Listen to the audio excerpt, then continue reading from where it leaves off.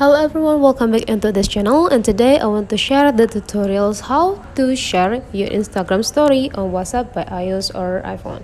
So here, first thing we're gonna do is just open the Instagram application, and then after that we can go into the our story sections here, and then choose which story that we want to send into our friends through WhatsApp. So here I want to share this story into my friend.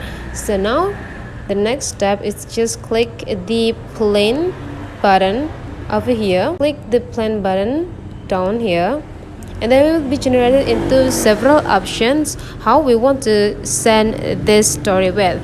So there is a share to, coupling, WhatsApp, message, and messenger. Since we want to send the Instagram story by WhatsApp, now we can simply click WhatsApp, and then we will be generated into the WhatsApp applications. And after that you just need to choose to whom you want to send your story to. So I want to send into this person. I want to click add, and then now just click next down here.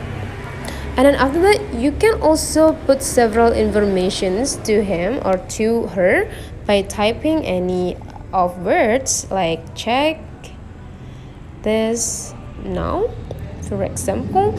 And then after you finish put several words on it, just click next or send, and now the story is already sent to your friends through WhatsApp.